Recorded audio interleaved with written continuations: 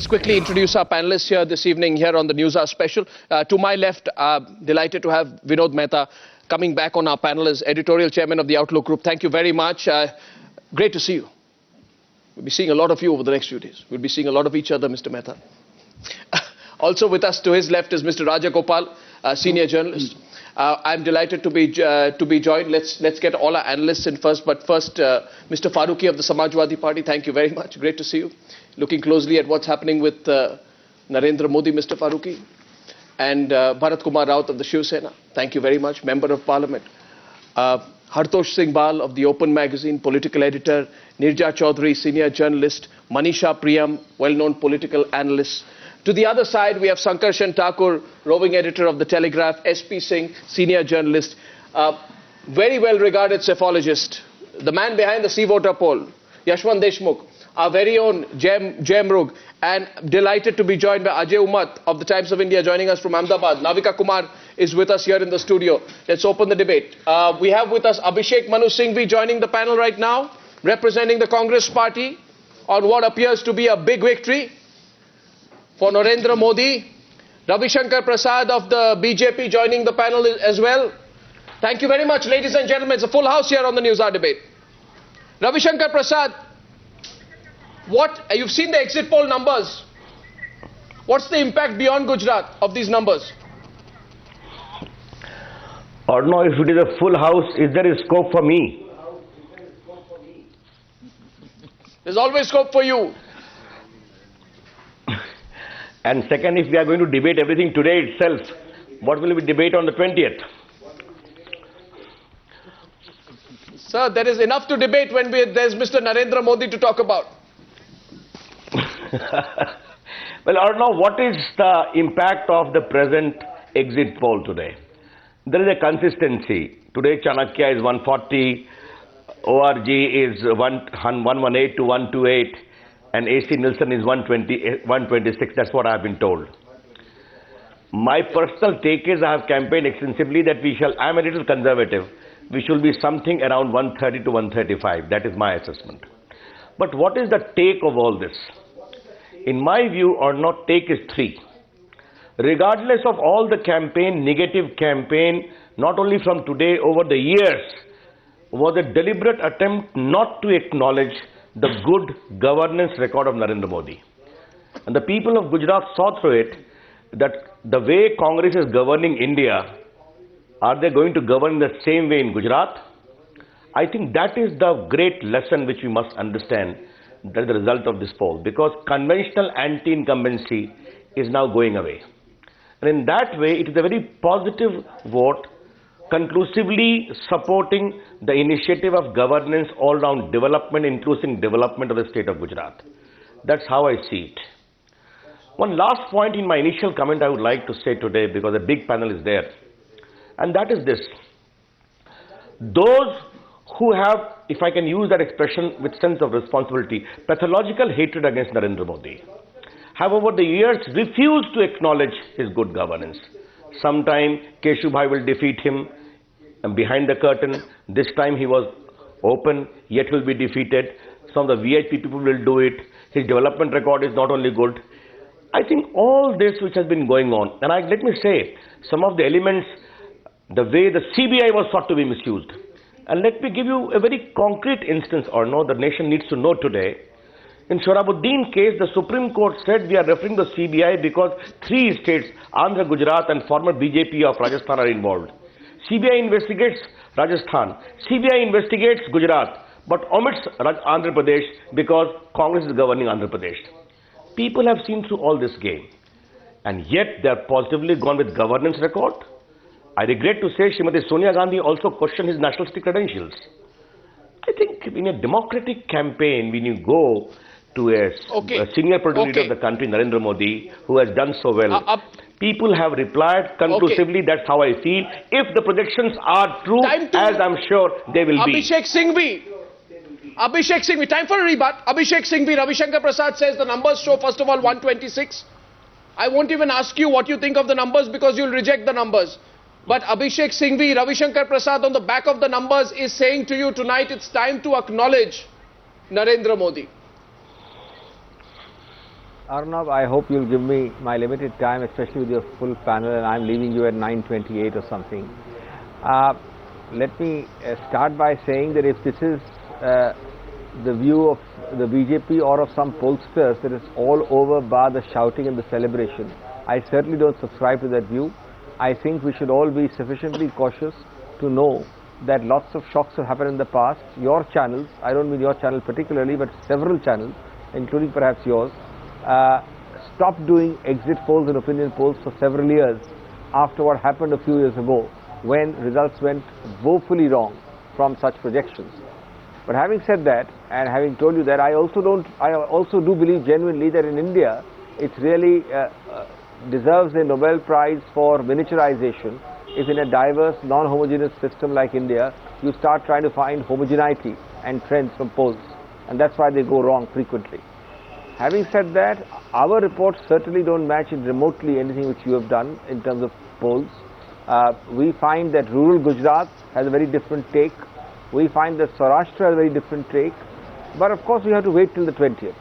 But let me come to the more substantive conclusions which my friend Mr. Ravi Shankar Prasad already appears to have drawn. Let me first make it clear that irrespective of the result, and I have no doubt that we will do very well, that we are likely to win or do significantly better than we have earlier. But let's assume we do not succeed in the elections.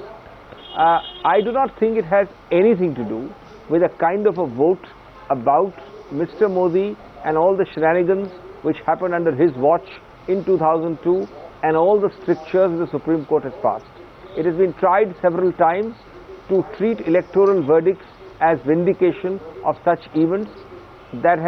That is completely wrong, it is unethical, and it will remain so for times to come. Secondly, Dr. Singhvi. I think, Dr. Singhvi. Secondly, let me just complete, just a second, let me just complete. Secondly, I think there are several areas in Gujarat which are highly disturbing. The so-called development plank, the statistics show huge fissures there. It is a state which appears to have the hallmark of a crony capitalist state. It is a state which appears to have a huge amount of largesse being doled out. These are issues of concern, and merely because on a gung-ho, jingoistic basis, electoral verdicts may go this way or that way, I don't think there is any cause for giving up hope. No, but you know, if the average of the three pollsters is taken into account, Dr. Abhishek Manu Singhvi, the Congress party will lose 11 seats from its tally from 49 to 58. This decline in the vote share and the seat share is an indication that people would not be buying into the Congress, into what the Congress line is on Modi, whether it is on corruption or development. You're going to have to introspect, Dr. Singhvi, on what potentially could be going wrong. Having put the caveat that I completely reject such prognosis, you are absolutely right that if these figures are correct, then we have done much, much worse than we expected to do. There's no doubt about this. We'll have to sit down and put our heads together and see a way out. But I don't think that the Congress will at all compromise, irrespective of the verdict, on the fundamentals. We do believe, A, that there are very big red flags there on fundamental issues, and I've itemized some of them, and they will remain. And I am certainly not so pessimistic, but let's assume it goes wrong for us. We will regroup and we will attack again. One sec. We are getting a report here from Yashwant Deshmukh, who is the man behind the C-Voter poll. Yes, Yashwant. My point is that the basic thing is that they have dumped the idea of contesting against the idea of Hindutva or for the sake of secularism. That's the big point. I mean, they have diluted the agenda. As I mentioned, that you cannot counter Narendra Modi with another dose of soft Hindutva. If that was the idea, this campaign Why do you say soft Hindutva against the Congress party? Give me one answer, we'll get a response from you. One reason. Not once did the Congress manage to take aggressively the issue of minorities in Gujarat. Right. No mention of the Gujarat riots and Godhra issues whatsoever. No mention of Narendra Modi in person.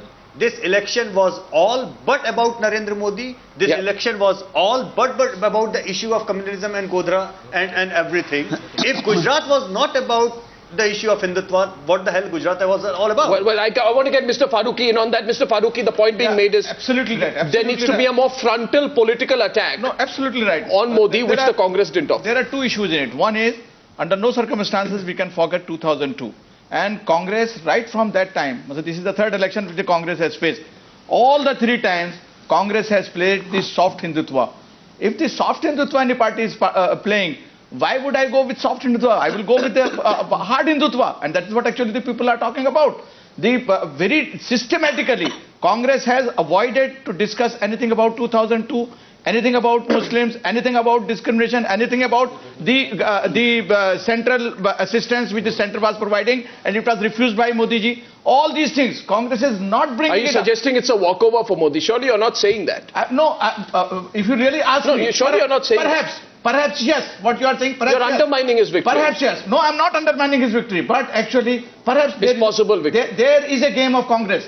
There is a game of Congress, and this will be known in 2013. What is the game? What is the game? Is they definitely want to, maybe it may be soothsaying, but perhaps they are trying to bring Modi to a fore, wherein they will be having the parliament election, and he will be putting away the prime minister candidate, and then perhaps they will be having the minorities and all other people on the secularism. At that particular time, perhaps they will be fighting it out. This is a wonderful theory being put here by the Samajwadi Party, that actually the Congress party is plotting Modi's victory. I've seen many arguments, but this, Mr. Farooqui, in all sincerity, and you two are smiling. I'm saying it because even Mr. Singhvi is smiling. No, I'm not. What Mr. No, you are saying that the Congress party at Rakabganj Road meets every day. 1 minute. You are saying the Congress party meets in its war room at 15 Rakabganj Road to plot how to make Modi win? Sir, so then tell me, respectfully I'm asking Singhvi Sahab, then what was your game plan? How do you want to fight? With soft Hindutva? With not having the Modi on the front side? You're putting a question. Yes, go ahead. Go ahead. Arnab, I want to say 2 or 3 things in all seriousness. Irrespective of the results of a state election, a state called Gujarat, there are known secular forces in this country. I don't think anybody in the right mind can doubt the secular credentials of the Congress, but I would equally say the secular credentials of the SP. It is the divisiveness within the secular fold, a divisive example which you saw just a moment ago, which people like Modi exploit. Merely because you win or lose an election, or because you are angry at something, don't go to the extent of dividing the secular fold so much as to attribute that the Congress is plotting for Modi's victory. The secular force in Gujarat? I want to remind respectfully this August gathering that if there is one force which has stood up for the last 10 years from 2002 till now, consistently and continuously, in Parliament, outside Parliament, at state level and elsewhere. And the one force which Modi fears, right, but you did mention 2002 even once. It is the Congress. But you did not mention 2002 even once. Crowd of other people. How many times did Rahul Gandhi mention 2002 in his limited campaign, Dr. Singhvi? Look. How many times did Rahul Gandhi mention 2002 in his limited campaign? How many Muslim candidates? You put up 6 Muslim candidates out of 182 in Gujarat. Election campaigns are strategized not on the basis of rhetorical comments on television cameras and not on the basis of advice from regional parties with no presence in Gujarat. They are strategized on the basis, just a minute, of winnability. They are strategized on the basis of what is particularly good for an area or not. And to suggest that exactly is the point. Something against I will do better or not is really a farce.